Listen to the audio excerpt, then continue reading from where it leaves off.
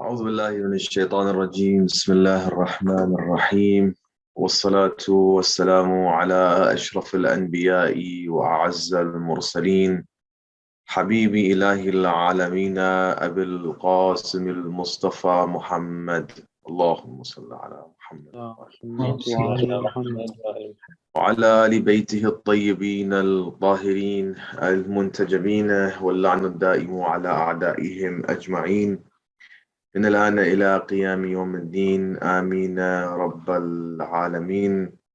قال الله تعالى في محكم كتابه الكريم بسم الله الرحمن الرحيم لقد كان في قصصهم عبرة لأولي الألباب صدق الله العلي العظيم صدق رسوله الكريم.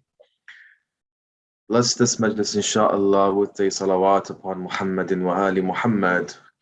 اللهم صل على محمد وعلى أعدائهم. My respected brothers and sisters, Assalamu alaikum wa rahmatullahi wa barakatuh.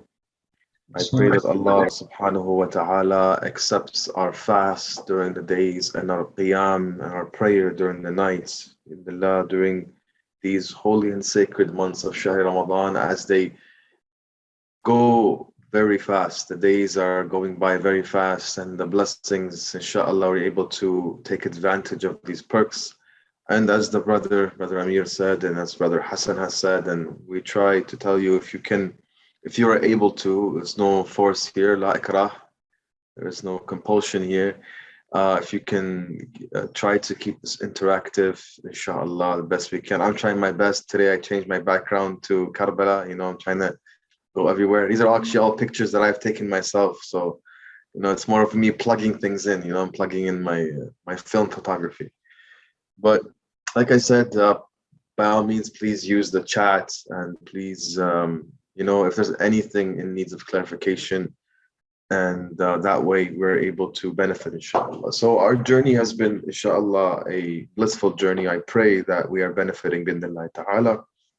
And today we're going to begin by, I know we've mentioned several times about how do we attain ma'rifah and what are the ways of attaining ma'rifah. And we, of course, shed light on these ways of attaining ma'rifah. And we said, for example, through knowledge, through the literature that is the dua literature, through the ziyarah literature, through these sessions and through attendance of programs. But in general, I wanted to take a look at a more deeper meaning to what it is or how to attain ma'rifah in a more deeper sense. And by deeper sense, by kind of utilizing this example, which I have used previously in the past when speaking about ma'rifah and some other lectures that I've done. And it's a way that some of the scholars have laid out by utilizing the senses that the human has to attain ma'rifah. For example, they look at this example, which is the example of the burning fire. It's an example of a burning bonfire, for example. It's a very easy example for a lot of people to understand. It's because a lot of people have experienced these things because it's their five senses or four senses that we're going to look at here. The first of these is, it says, مَعْرِفَةُ النَّارِ عَنْ طَرِيقِ السَّمَاعِ بِوُجُودِ شَيْءٍ. Recognizing the fire by hearing the sound of the fire burning. So let's say you are walking towards a bonfire, but you're still very far away. You've already heard the sound of the crackling of the fire. You already have recognized that fire makes this crackling sound. So just by the mere fact of hearing the crackling sound of fire, you know that there is a fire there. You have neither felt it, you have neither smelt it, you have neither touched it, right? And they say, some of the scholars say that this is the most basic form of ma'rifah, because it's the one that we utilize every day. And you guys currently sitting in this majlis are utilizing this form of ma'rifah because there's information that is coming in and you're listening to this information and this is getting processed in your head. And of course, conclusions are being made and the bulbs are being lit. This is the basic form of ma'rifah. And then the second one that they look at is the same bonfire example that we're taking, but now you're getting a little bit closer and you begin to see the smoke coming out of the fire, right? And here you're using your sight, right? By looking from far away, you still don't even know that is it actually a fire, a bonfire specifically. All you know is that the qualities of the fire or exist. So by witnessing the smoke, you conclude that there is a fire of some sort. You just do not know the kun. You just do not know what is the reality of this fire yet. You're not there at that stage. And then the third, now I'm getting a little bit higher, is that you know that there is a fire by just merely this kind of works in with number two. You know that there is a fire by using the light of the fire itself, because the fire, now you're getting very close, right? And even the smell of the fire, look at the smell, but let's look at luminescence, because that's also a way of looking at fire. You can look at the smoke of the fire, but at the same time, the luminescence of the fire, because depending on how big this bonfire may be, it could give up a big area and cover a big area of light, right? We're talking about a bonfire in the middle of a very dark place. And then, of course, you also begin to recognize the fire by what? You also begin to recognize the fire by the smell, because also there's a specific sort of smell. You can almost smell it and you can almost taste the ash in the air in a way. But all of these ways, and you still have not come and actually seen the fire. Let's say you're still meters, or I don't know how many meters away from the fire. You have not yet come to the fire, but then they say then the highest form of ma'rifah is when you come close to the fire and all of these senses, especially the highest degree, which is what? That sense of touch. When you bring your hand close to the fire and you begin to feel the warmth in your hand, and it begins to be very hot, especially to the point where you'll move your hand away. This is the highest form of ma'rifah. So basically what the ulama are trying to tell us is that, look, by merely using the senses that we have altogether, Allah subhanahu wa ta'ala has created us in a way where we have the means. Now, just by being here in this session, we're already using our intellect, of course, which is a big part of attaining ma'rifah, our aql, but at the same time, we're using both our sight and we're using as well our hearing capabilities as well. But at the same time, in a way, in Shahri Ramadan, for example, in order, you find that, for example, because somebody may say, so for Shahr Ramadan, when you look at something like hunger, so how does hunger play into this? You'll find that just something as simple as hunger, or when you break your fast, you're going hungry for 15 to 16 hours, and then you suddenly break your fast, correct? During this time, at the least, one of us will start asking questions. So why am I fasting? As soon as you said why you're fasting, as soon as you asked the question why you're fasting, because in this state of hunger, you're not in it throughout the year. Why am I fasting? Okay. Why do I break my fast at Maghrib? Okay, that's another question, for example. Then you start asking, say, what is the wisdom of fasting? What is the wisdom? What is the hikmah? So you begin asking all these questions, and soon you will find your answers. The most important thing for me, for the messages, is that you'd be surprised how many times you're utilizing these ways of attaining ma'rifah. So now we're saying these same ways, apply it to our session during these nights when it comes to Intidar al-Faraj, for example. Apply these 5 senses when it comes to seeking out your Imam alayhi salam. I wanted to kind of begin with this because I know several times I mentioned there are many ways to attain ma'rifah. I know we said, okay, Quran, Hadith, and we mentioned dua, literature, ziyarah, and so on and so forth. But this is generally just as a piece of advice for all of us.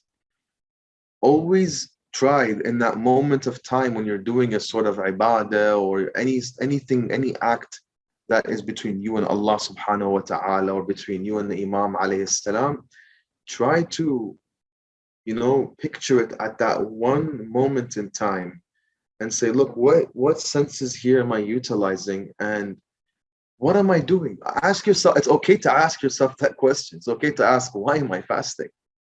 Because these are the things you need to understand. right? And then when you keep on going higher and higher and higher, you'll see, look, everything goes back to your belief in Allah subhanahu wa ta'ala. As you reach higher and higher, it all goes back to Allah. But then Allah subhanahu wa ta'ala himself instructs you and says, so now that you know that I am here, know that you cannot even worship me. And none of these acts count without Sahib al-Amr. None of these acts count without understanding the Imam of your time. Because that is a condition that, not me, by the way, I did not place these conditions.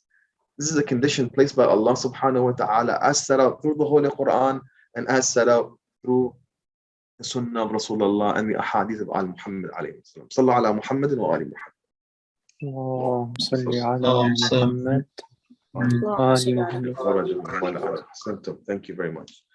So today we want to look at an aspect of intidar that is actually tied within history, or it's tied within, in a way, knowledge that we possess, but sometimes again, it's there, reading between the lines, understanding what is there between the lines. And this is why, my dear brothers and sisters, not to go too into depth into this, you can call the first part our foreword, and then now kind of our introduction to what we're going to talk about is the importance of history, the importance of looking at the events in the past. Now, I'm going to ask a general question. Now, if you guys want to answer this question by combining it with the topic of intidar, by all means. But I want to ask, what do you guys think the importance of history means? Why is history important? Just general, there's no right or wrong answers again. There's no right or wrong. But what does history mean?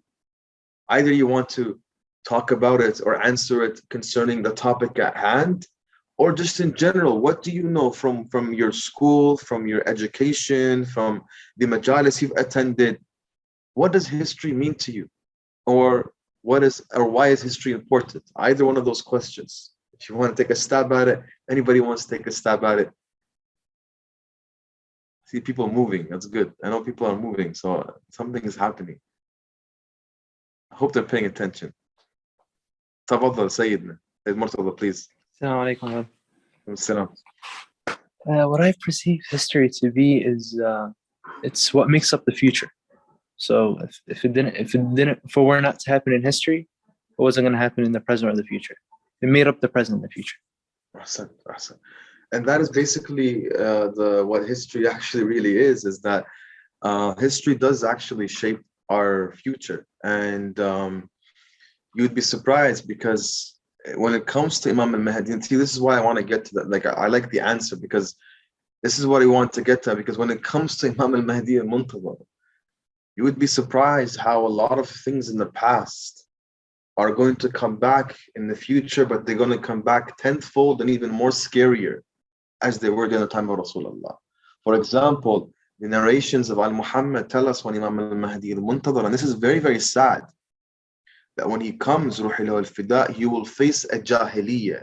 He will face an ignorance worse than the ignorance that the Prophet faced when he began his message in Mecca. And we know by reading history that the time of ignorance at that time in Arabia was it was really a time, not even to get into it, you guys know the details of that time of ignorance, where fathers were embarrassed of their daughters to the fact that they would bury a daughter if they were been given a daughter, for example, if the wife gave them a daughter, to that extent, because they found it shameful to have women. Sister Yasmin said history is the study of the documentation of the past, and that's exactly as well one of the definitions of history. History is a study of the past, the cities, the customs, the leaders, the culture, inventions, genealogy, and deaths. History is just basically an entire registry that accounts the lives of the communities of the past, and so on and so forth. That's what history is. Ahsantum. Now back to this. So this jahiliyyah that Imam al-Mahdi will face is worse than this jahiliyyah that you are aware, that you know of, that Rasulullah sallallahu alaihi wasallam faced. And now I ask you again, this is another question. Do you not see the jahiliyyah around you? Maybe I'll make it a rhetorical question. Do you not see a worse jahiliyyah? Because I'm telling you right now, when I look outside today, I am seeing, in a way, this second Jahiliyyah, this grotesque Jahiliyyah that the Imam is facing. Because we are seeing a lot of scary things out there, my dear brothers and sisters. Scary matters that are really out there, and these external factors, these external forces are what we have to be very scared of, because these are the ones that come after the young children and come after our future children and come after us. Like we said, that like especially during the month of Shahr Ramadan, we have discovered ourselves that subhanallah, it's not even Shaitan's fault, it seems, because Shaitan is locked up. A lot of it seems to come from ourselves, meaning that there are other people out there that they themselves are a Shaitan reincarnated, and they are the external factors playing in order to deceive people and misguide people, and all this haram that is happening around us. All of this, for example, and we're seeing it today out there in the world. So Imam Ali alayhi salam, he has, there's a couple of narrations that he has in Nahj al-Balagha where he looks at the importance of tadabbur and contemplation on that which happened in the past. So in this one, I think it's a sermon or just a short sermon, he says, "Close your eyes, O servants of Allah, from its worries and entanglements, because you are sure about its separation and changing conditions." So close your eyes, because you know that the world is changing. But at the same time, he says, fear it like the one who sincerely fears and the one who struggles hard. Then he says, take a lesson from what you have seen about, listen what he says, about the falling places of those before you, namely those whose joints vanished, their eyes and their ears destroyed, their honor and prestige disappeared, and their pleasure and wealth came to end. Isn't that not true? Where is Harun al-Rashid today? Where are all these hukam today? They're nowhere to be found. Khalas, these big empires they built, they're all down. Look at history, the biggest empire, at the end of the day, they came to an end. But there is still ibr, there are still parables and wisdom in it. Then he says, their honor and prestige disappeared, and their pleasure and wealth came to end. Their nearness of their children changed into remoteness. The company of their spouses changed into separation from them. Khalas, it's gone. They're gone. They're all, these individuals from the past are all gone. But at the same time, these individuals from the past that are gone, there is still a parable and lesson for us in these individuals that are gone. Because we are seeing things that are happening today, which will happen according to the narrations of Ahl al-Bayt alayhim as-salam, when it comes to Imam al-Mahdi al-Muntazar ajjalallahu ta'ala farajahu ash-sharif. And here in this other sermon of Nahj al-Balagha, Imam Ali alayhi salam, Amir al-Mu'min salawatullahi wa salamu alayhi, says, adhere to the rope of Allah, the Quran, and seek instructions from it. Then he says, testify to the right that has been in the past. He's like, look, that which was in the past, testify to it, because it happened. It happened. But then he says, at the same time, take lessons for the present condition of this world from the past condition. Because one phase resembles the other. Its end is to meet its beginning. He's saying the end is basically is the beginning. And the whole of it is to change and depart. Then he says, regard the name of Allah is too great to mention him. Know that the name of Allah is more than you should mention him all the time, because Allah's name is great. Then he says, remember death frequently. And then the verse, the khutbah goes on. Basically, what to take from this is the fact that he says, take lessons for the present condition of this world from the past condition. Now, when we, my dear brothers and sisters, look at the Rape of Sahaba al-Asri wa Zaman, and this is why I wanted to mention, this is all just short introductions. I know some of it may be repetition for you. You may have heard it before. So do forgive me if it's repeated, but it's more of a reminder that, look, this thing about looking at the past and taking lessons from the past and looking at the past, meaning looking at history, is a very important matter. And the Quran itself, as you know, mentions the stories of Moses and Jesus and Yunus and Yaqub and Yusuf and all the other prophets, right? at the time of the revelation of Rasulullah's Quran, these individuals did not exist. That means there is a wisdom behind this. There is wisdom behind this. And you can take many, of course, you can extract many a wisdom from these stories, but the focus that we want to talk about today is what from the Anbiya of the past. Now, we're going to ask this next question before we give the answer, of course. And the answer is a very long answer. You would be quite surprised. But if we were to look at the prophets of the past, actually from Rasulullah sallallahu alayhi wa alayhi until Adam alayhi salam, for whichever prophets you guys know, whichever of the prophets you guys know, a couple of questions to ask. Is there any resemblance when it comes to Imam Al-Mahdi Al-Muntadhar Ajalallahu Ta'ala Farajahu Sharif and the prophets of the past? Or another question to name it, to word it like this: the ghaiba of Imam Al-Mahdi Al-Muntadhar, when you look at the ghaiba of Sahib Al-Amr, again, there's no right or wrong answers. What resemblance lies in the ghaiba of Imam Al-Mahdi Al-Muntadhar to that of the prophets of the past? And again, if you probably know the answers, and I bet you it's in here somewhere. It's here, because many of you know the stories of the prophets of the past. And if you're not aware of the stories of the prophets, then I recommend you pick up books. We have several books that talk about Qasasul Anbiya and the stories of the prophets. And then this is very important because, as we said, the importance of history, right? Because this is history at the end of the day. But you'll find that in the stories of the prophets of the past, there is lots of resemblance when it comes to Al-Mahdi Al-Muntadhar, either in his ghaiba or in general moments in history that will happen when his time comes. So again, I open the saha to see if anybody would like to contribute. By all means, give it a shot, even if it's like a far-fetched answer. Even if you just give me a name of the prophet, and I'll just say yes or no. I mean, they all have resemblance, but Sayyidina, tafaddal.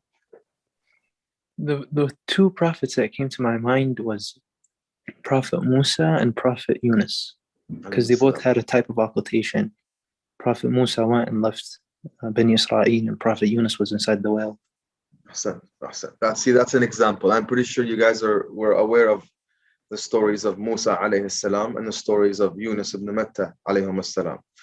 And then when you look, of course, the same thing goes. Look at Prophet Nuh alayhi salam, right?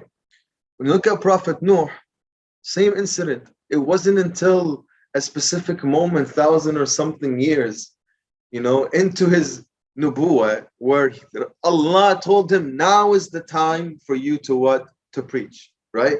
What does the Quran say? 1,000 years minus 50, so 950 years. Nuh alayhi salam spent preaching. The years before that, Nuh was still a prophet. And the years after he preached, the 950 or whatever the number may be, if memory serves me correctly, inshallah, he was still a prophet. But there are times when Allah tells the prophet to preach, and there are times when Allah tells him, okay, now is not the time to preach. Same thing goes to Rasulullah sallallahu alayhi wa alayhi. Rasulullah, yes, at the age of 40 is when Allah subhanahu wa ta'ala told him, now is the time for you to begin the Risalah, right? But before that, he was still a prophet sallallahu alayhi wa alayhi. And even in the beginning of his Risalah, at that age of 40, he was still doing things in a way on the down low because of the safety that was on his life. I mean, we read how dangerous the period of that time is because of Quraysh and the way Quraysh dealt with Rasulullah sallallahu alaihi wa to the fact that we also stated that it wasn't until when Abu Talib Ruhil al-Fida, who protected Rasulullah in that moment, until that moment Rasulullah was safe. And it wasn't until he went to Medina when things started to even move faster and things started to move with momentum. Afwan. So in that regards, let me share with you the following narration.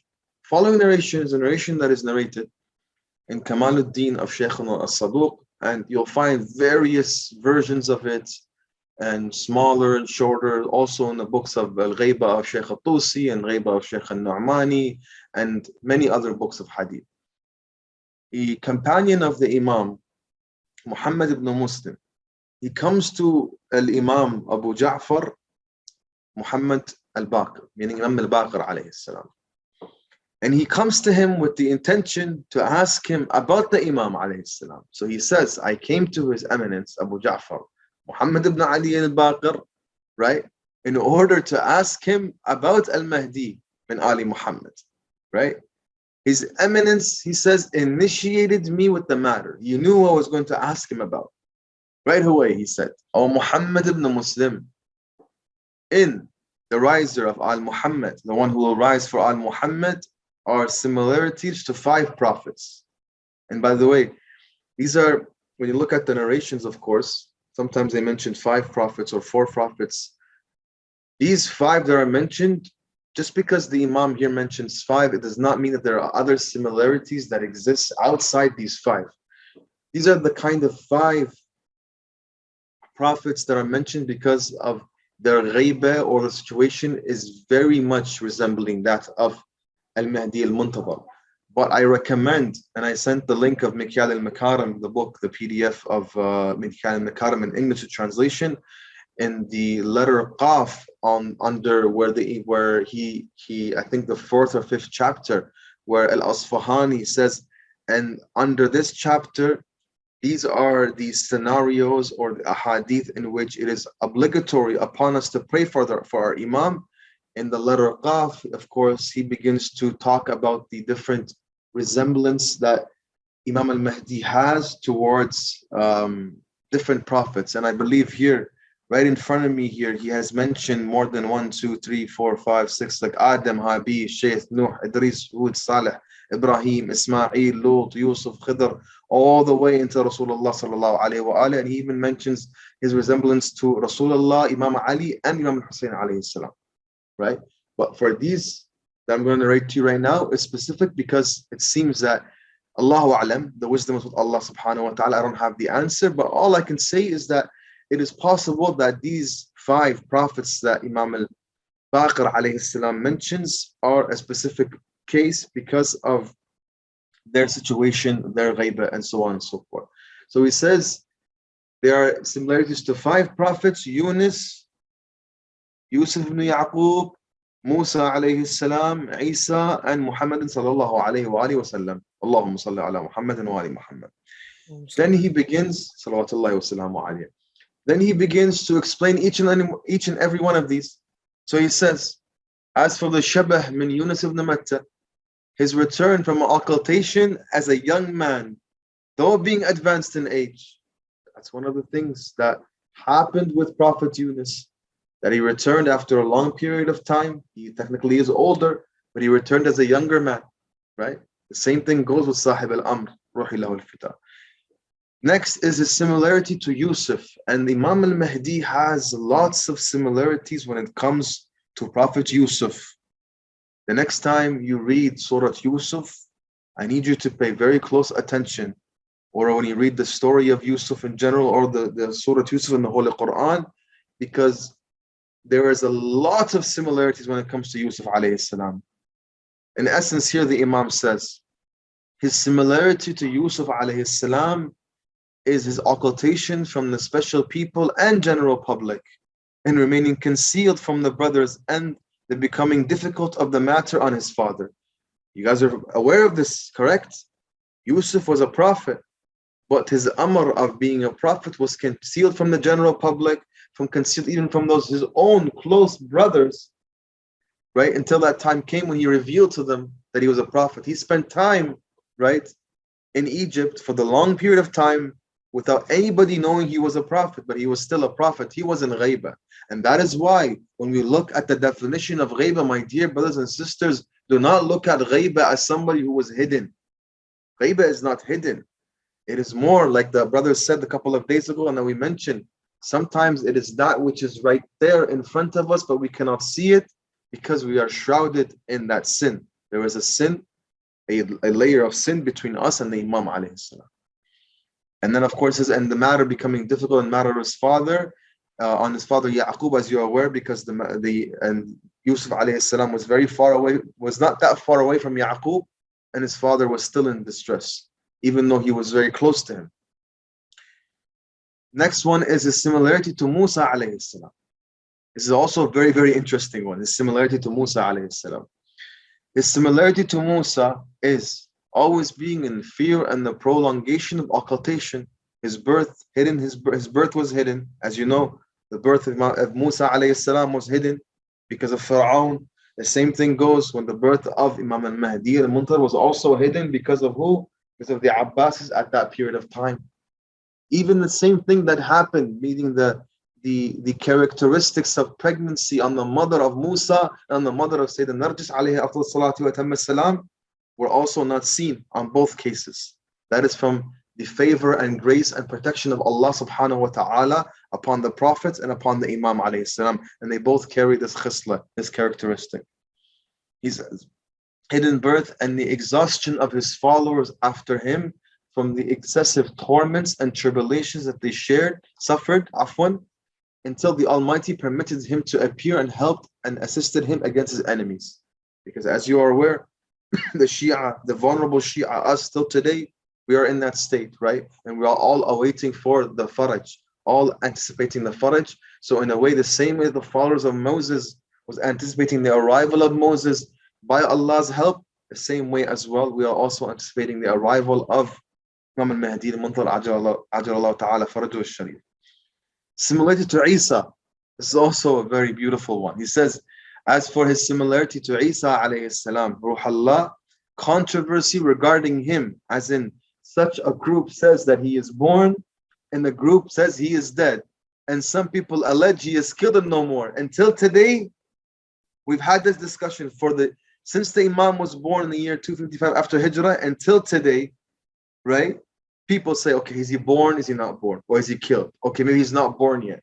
The same thing happened to Isa alayhi salam, and the same thing is happening till today with Al-Mahdi al-Muntadhar. And as for his similarity to his grandfather, Rasulullah sallallahu alayhi wa alayhi, he says, rising with the sword, and his handle, and one of them says he's rising with the sword.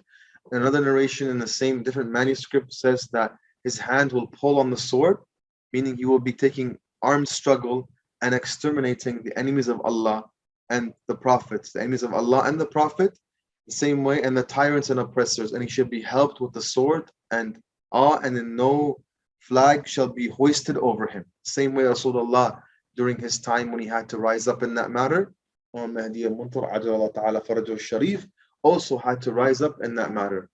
And then the Imam concludes by saying the sign of his reappearance is the advent of the Sufyani, who was going to be from Sham, from Syria, that area of Sham. As we know today it's called Syria, but Sham is much more correct to call it Sham. The advent of the Yamani, the call from the sky in the month of Ramadan, the Sayha is supposed to happen according to some of the narrations. Most of them say Shahr Ramadan, and some of them Rajab, but the scholars have found a way to reconcile this and group the two together. The scholar for the month of the call from the sky in the month of Ramadan, and the caller who will announce from the sky his name and the name of his father. This is the hadith of Muhammad ibn Muslim, as narrated by Imam al-Baqir Ruhi lahu al-Fida. And if you refer to the books of Ghaiba, Kitab al-Ghaiba of Shaykh al-Tusi, and Kitab al-Ghaiba of Shaykh al-Nu'mani, and other books that speak about the occultation of the Imam, like Kamaluddin wa Tamam al-Ni'mah, you will find that there is much more details on all this. And I do recommend, again, I'm going to send it one more time right here in the chat window, this is the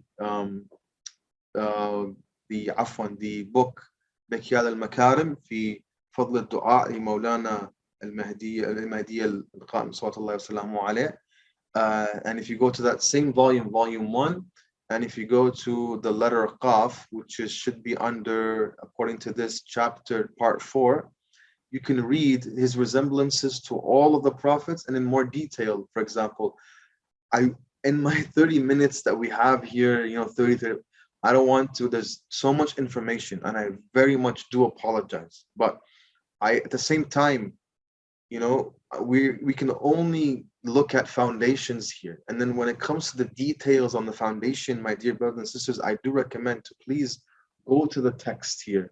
Like you can just click on it right now. If you click on his resemblance, for example, here, click on any of them to Prophet Musa alayhi salam, Prophet Hud, And you'll see that the author has explained it in detail as to what resemblance lies between him and said prophet. And also another book for you guys to also pick up is Kamal al-Din of Sheikh al-Saduq. And I think on alislam.org, here is volume 1. I'm pretty sure you can find volume 2. That's volume 2 of Kamal al-Din of Sheikh al-Saduq. This is a very, very important book as well, which gathers all these narrations. And also the books of Ghaiba, like the Ghaiba of Sheikh al-Tusi and the Ghaiba of Sheikh al-Nu'mani. All of these, I think, let me see, the book of occultation. This might be it right here as well. All of these are important. And I think if you go to this website as well, I know, bear with me, I apologize. By the way, now you guys, if you want to ask questions, get ready. I'm just trying to get as much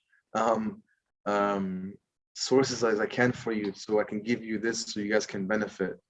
Let's see what we have here as well. Kitab al-Ghaiba of Sheikh al-Tusi. This is a website created by some of the brothers. Very easy search functions as well. Called thaqalain.net. And then this book as well. Both of these are Kitab al-Ghaiba. One of them is the Kitab al-Ghaiba of Sheikh al-Tusi, and one of them is the Kitab al-Ghaiba of Sheikh al-Nu'man.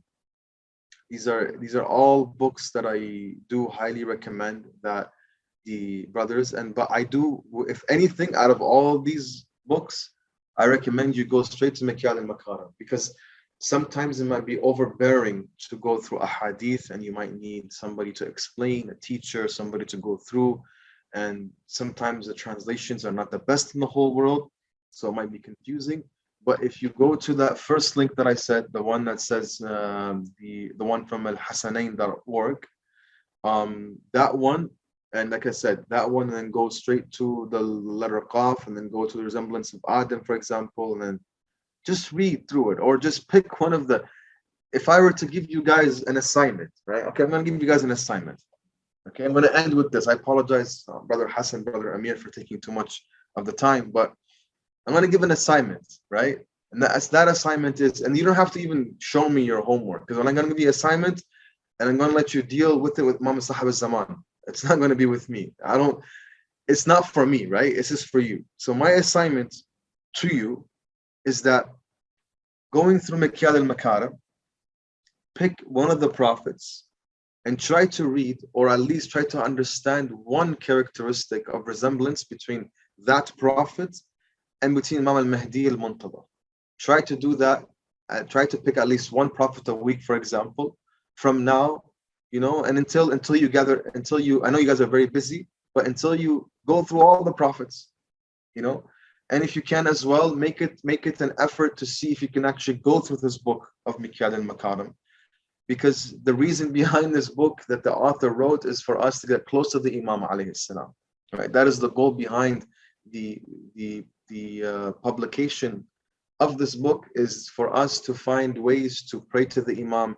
This book has many du'as, many supplication. Again, it's your assignment, it's your homework, but it's not going to be marked by me. I'm going to make it difficult by saying it's going to be marked by the Imam. And, make the intention to open up the book, and inshallah, the Imam alayhi salam accepts bidnillahi ta'ala. And if there's anything else, I do apologize for taking a bit more from the time. By all means. Thank you very much for the wonderful lecture. I think this topic was very interesting, because I